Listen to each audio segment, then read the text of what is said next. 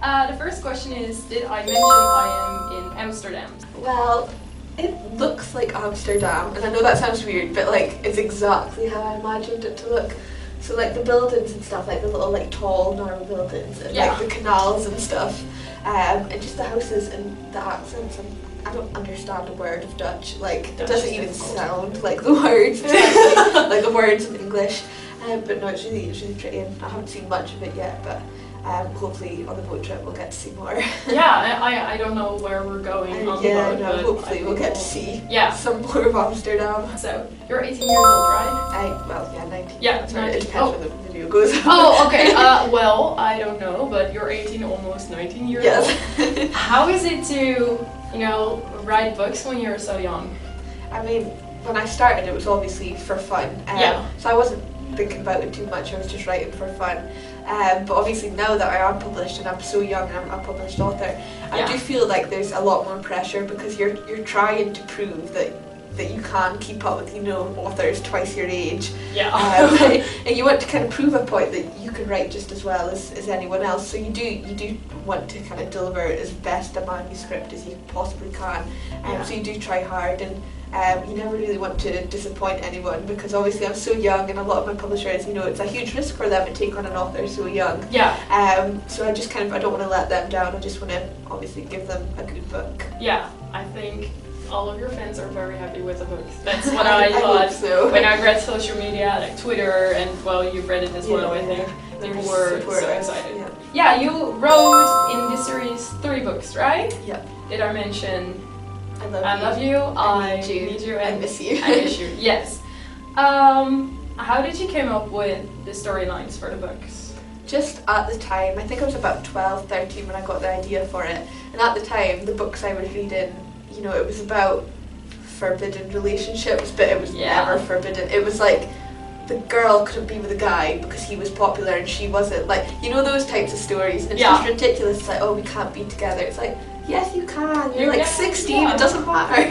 That's not a reason not to be with someone. And I just thought that was like ridiculous. So I started thinking of more serious reasons why 2 people could be together. And I just randomly thought of like step siblings because back then I didn't know if it was wrong or if it was like if it was allowed. And obviously when I looked into it, it is allowed. It's not legal or anything. But back then, thankfully, but back then, it just kind of interested me, and I thought it was a lot more of a serious issue rather than the books I'd been reading about. So I just kind of wrote down the idea for it, and a couple months later, just started writing DIMILY.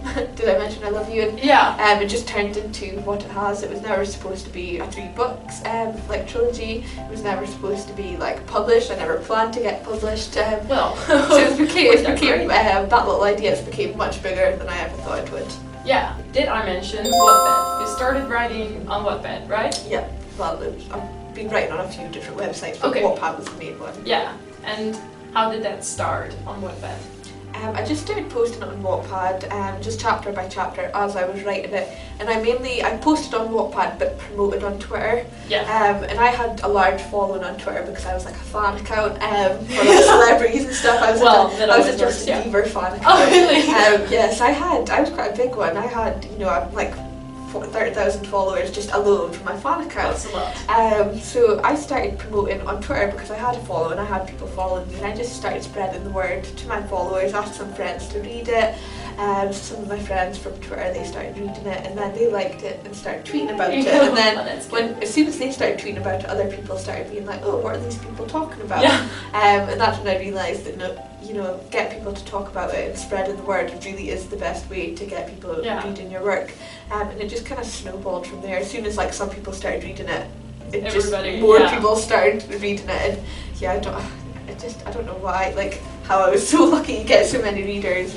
Well, people obviously like your books. So you posted it on Wattpad, and after that a publisher came to you, or? Yeah, I was just posting it on Wattpad, and 2 years ago now I was in like my local newspaper. They kind of found out about me, and they just because I was from Peterhead and they were looking for news about like my town and stuff. So they found me, just people talking about me online, and they found me online and asked if they could interview me just about just about writing online and having an online fan base. So I was in the newspaper, and kind of with newspapers and things, they all kind of follow on, like they all kind of just steal each other's stories in a way. Definitely. So I was in one newspaper, and then I was in like other news like sources and things like that.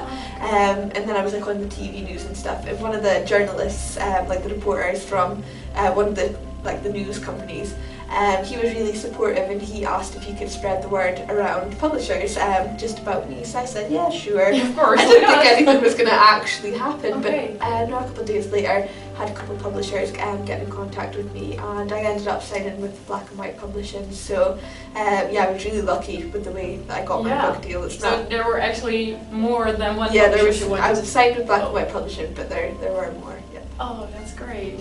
Yeah. Wasn't it kind of new that somebody who started writing on the internet all of a sudden gets to publish her book? Was there, because I study comparative literature, and then I have one of my teachers, he's very old, literally.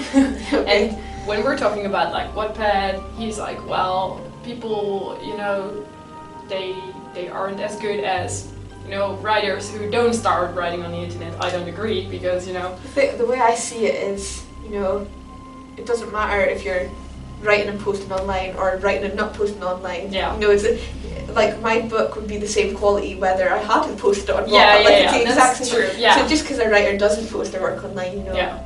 it's just a way for getting your work out there. It doesn't take away the quality from the writing. I totally agree. My teacher's very old, so I also try to tell him that, you know, it's a great way for publishers to also discover Yeah, their especially talent. more recently, a lot of publishers are looking online for writers, because they can see the way that people are reacting to the books before they've even before they've potentially published that book. They can see that, wow, this book People has already like love 10 it. million readers. Yeah. It definitely helps publishers. It takes away the risk sometimes from publishing definitely. debut authors. Yeah. So yeah, I do think a lot more publishers Actually are did a lot of work are looking for publishers. looking online. Yeah. So I looked you up on your website, and you read fantasy books when you were younger, right? I didn't read much. I wrote kind of fantasy Oh, stories about okay, talking dolphins and stuff, and like pirates and everything like that, like just adventure and stuff like that. When I was younger, I just wrote a whole mixture of stuff. And obviously, when I kind of got a bit older, like 11, 12, I was kind of getting into young adult more, and, you know, like teen fiction, and it's like turns from, like, you know, like the young fantasy adventure stories and the like romance and stuff as you're growing up. So now I pretty much only read young adult romance. I don't read any fantasy. I don't read, you know, anything else apart from romance. I love just love romance and contemporary romance. Yeah, contemporary. Yeah, sci-fi. Yeah. I'm not a huge fan of sci-fi or anything like that. No. I have it in periods. Sometimes I can read a whole fantasy series. Yeah. Usually urban fantasy. I'm more of a fan of, you know. I feel like fantasy and sci-fi and stuff, I feel like it needs more thought when you're reading it, because it's, you know, the authors are creating brand new worlds and you have to actually think about it more. Whereas contemporary is so normal, it's just, you know, like it's so normal. And I find it just easier to follow along with the fantasy. It's a bit confusing for me. Yeah, I understand. I have the same feeling about it. Yeah, when you start a fantasy or a sci-fi novel, you're like, whoa, what's going on here? We had a question from one of my Twitter followers. What are your favorite young adult titles at the moment? So what are you reading, or what did you... I think the last book I read that I really fell in love with, it was last year. I'm only on I'm currently reading my second book of the year because I've been so busy writing. Whoa, yeah. But the last book that I totally fell in love with was All the Bright Places, you know, by Jennifer. Oh my god. I was quite late reading it because I don't know why, I didn't realise what it was about. Like, I always saw the cover and stuff in stores, but I never picked it up. I didn't actually realise it was a young adult book. And I think I got it on offer on Amazon or something, and I ordered it, and then wow, that book, I just so fell in love with it. I read it last year, and that's been the most recent book that I read that sticks with me. It's on my TBR as well for the summer. Yeah, oh, it's so good. Yeah. It's the author is also signed at Moon Young Adult here in the Netherlands. Same publishers. Yeah, that's cool. And so you read 2 books? Yeah, I've actually read them. I'm in the process of reading them, because now that I've just finished the 3rd book in the trilogy, now I'll get to read for a couple months while I've got a break. I'm reading 7 Days by Eve Amesworth, I think. I think it's a British author. I think Yeah. it's quite a new book as well. I'm not Okay. sure if you would have heard about it. It's about like a girl who's getting bullied, but you get the point of view from like the bully as well. So Oh, that's it's quite interesting. interesting. Yeah. And then the second book I'm reading is an adult thriller. It's The Lie by C.L. Taylor. I think it's a bestseller in the UK. I'm not sure if it's too popular here. It does sound familiar. It's like, yeah, it's like a thriller, so I still don't really know what's going on. I don't know how to describe it because I don't actually know what's happening. Well, it's kind of like, yeah, it's half like mystery, half thriller. I'm like, what's going on? usually with thrillers, you'll have to read. It takes through it's the like, end I know it's before, like yeah. half the halfway point before you even realise like what the plot what's actually happening, is. yeah. So I'm still kind of I'm only like 200 pages in or something. So I can't wait to read it. I can't wait to like go home and read it. Yeah, I understand. I was Once on you the get train with started. your book as well. I was reading and people were like, why is she reading? You know? Once you get started though, you just sometimes you can't stop. Yeah, and then it's 2 a.m. middle of the night and you're like, You're regretting it. supposed to sleep. Yeah. Okay, another question. Did I mention my strangest habits? Do you have any weird things you do while writing or? I mean, I wouldn't say it's strange, but I mean, I can't write without music. Okay. Like silence, it just kind of it doesn't creep me out, but it just feels weird just sitting in silence staring at the screen. And I need music, and like it has to be the right song for the chat, like the scene. Like Yeah. if the song's like this fast, like poppy song, and I'm writing this kind of like sad scene, I just Doesn't can't fit. write it. Like Yeah. it has to be like the right pace and everything.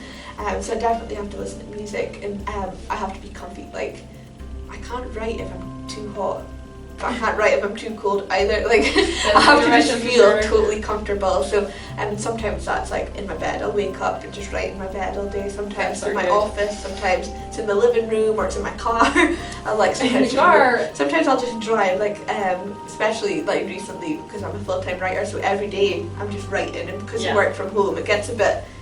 You know, you kind of want out of the house sometimes. So sometimes I just drive. I just drive to like a lake or something and just write from my car, just so that the scenery is a bit different. Oh, that's very cool. So it just depends what mood I'm in, and just I need to be comfortable. On your website it says you don't like snow? No, I hate snow. Why do you hate snow? I hate it. I think it was always like from being younger, like when I was at school, and every time it like snowed or there was ice, it was the fear of coming out, like at the end of the day, coming out of school and having people throw snowballs at you. Oh, So I always yeah. hate that, and walking into school when it was icy and stuff, I used to always slide, and especially now that I can drive now and stuff, I just hate I hate the snow and Yeah, stuff. driving It's is so hard. scary. I've Yeah. like skidded a few times on the snow and stuff, and it's been so scary, so I hate it now, and I don't like, I don't understand, like, don't know why people love it so much, like going out and making snowmen and stuff. It's like, why? It's cold. Now that you mention, high school and throwing snowballs, I used to dread it. It It sucks. was so you were like keeping your head down, Yeah. because you could see all the people lined up waiting to launch snowballs at people. Yeah. So probably Don't stems mess up from my that. hair. Yeah. So did I mention the future? Do you have any plans for the future? I don't tend to look too far ahead. I'm kind of just enjoying everything as it comes. But I do plan to keep writing, obviously. I'm starting a new project. I'm starting a new YA standalone novel in August, roughly. So I'm really looking forward to starting on something new. I do plan to just keep on writing for as long as possible, whether it's full-time career or just as a hobby. Either way, I'm still going to be writing because I love writing. So yeah, that's kind of just where I'm at just now. That's good to hear. Just all about writing. Yeah. Okay, so I have 2 last-minute questions on my phone. One of them was from a girl from, I think, France. Okay. Didn't know people from France follow me on Twitter. She wanted to know if you are visiting Paris. Yeah, no plans to come to Paris at the moment. I would love to go though, because it's like Paris. I would love to go to Paris. I've never been to France, but Never been to France? Oh, you should really go I've never there. really been to anywhere in Europe apart from like Spain on holiday. That's why I love getting to travel around and read books, because I'm getting to visit other places in Europe that I didn't really plan to visit. So yeah, I would love to go to Paris as well. Yeah. Do you have any plans to, you're visiting Amsterdam right now? Do you have any other places you're... No, I think Amsterdam's the last one for the moment, I think, and then it's kind of quiet for a while, so yeah. So there's a Dutch girl. She wanted to know if you have any tips to write. So for aspiring authors, what should they do? What shouldn't they do? I think it's really important for writers to read a lot, because that's the best way to learn about other like authors, writing styles and writing techniques. And I mean, every time I finish reading a book, I feel like I'm almost writing like that author because I've got their writing styles. Yeah. You learn. Obviously, you're learning new words. You're learning different techniques and styles. So definitely reading a lot can really improve your writing because it's learning. And write every day. I always think even if it's 100 words or like 5,000 words, it doesn't matter how much you write a day. Keep writing. Just as long as, even if you just do a couple words, well, not a couple words, but like I'm saying, even like 100 words a day, that's like hardly anything. But every day that you write, you improve. So I think it's important just to keep writing, because that's the thing about writing. You can only ever improve the more you do it. You're gonna get better. You're gonna learn more. So read a lot and write every day. Well, thank you. No, thank you. Doei! That was fun.